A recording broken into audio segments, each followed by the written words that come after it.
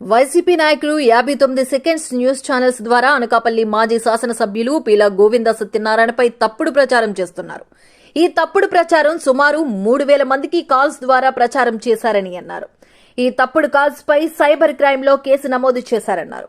అనకాపల్లి జిల్లా ఎస్పీ కార్యాలయంలో కేసు నమోదు చేశారు. ఇలాంటి తప్పుడు ప్రచారం చేస్తున్న వారిపై కఠిన చర్యలు తీసుకోవాలని మీడియా సమావేశంలో పీల గోవింద డిమాండ్ చేశారు. ఈరోజు మా అనకాపల్లి నియోజకవర్గంలో ఒక ఫేక్ కాల్స్ నేను భావిస్తున్నాను. ఆ ఫేక్ కాల్ 59 సెకండ్స్ న్యూస్, ఆ మొబైల్ నెంబరు 8038461027. ఈ నెంబర్తో మా అనకాపల్లి నియోజకవర్గంలో మా క్యాడర్ అందరినీ కన్ఫ్యూజ్ చేసే విధంగా కొందరు ప్రముఖ వ్యక్తుల పేర్లతో నాకు తెలుగుదేశం పట్ల ముప్పు ఉందని, రేపు రాబోయే రోజుల్లో సీట్రదిని ఒక రాంగ్ మెసేజ్ వాయిస్ కాల్ ఈవేళ ఉదయం నుంచి మా కార్యకర్తలందరూ కూడా అబద్ధంగా వైసీపీ నాయకులకి గతంలో కూడా మనం చూసాం, కోడికత్తి డ్రామా చూసాం, అలాగే వైఎస్ వివేకానంద రెడ్డి హత్య చూసాం. ఈ వైసీపీ నాయకులకి ఇది అలవాటు. దొంగదారి ఎత్తుక్కొని ఎలాగ మైండ్ గేమ్ ఆడాలనేది ఒక పన్నాగ పడుతున్నారు.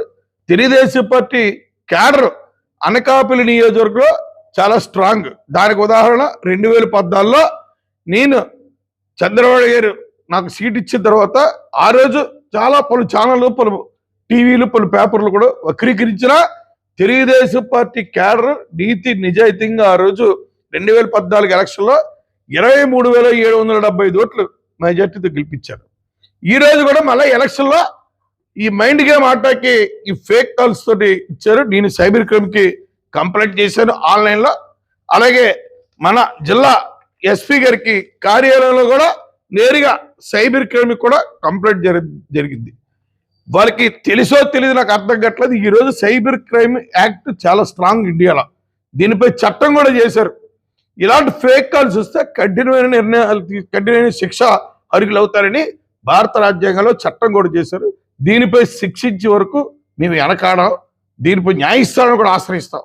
ముందు యాజ్ పర్ లాగా ప్రకారంగా ఆన్లైన్లో కంప్లైంట్ ఇచ్చో, మాన్యువల్గా ఎస్పీ గారికి ఇచ్చో, రేపు దీనిపై కఠినమైన చర్యలు తీసుకోకపోతే మేము కూడా కోర్టును ఆశ్రయిస్తాం. ఈ ఫేక్ కాల్స్ వల్ల ఆ రోజు చూసాం మనందరం, ఎయిర్పోర్ట్లో ఒక మైండ్ గేమ్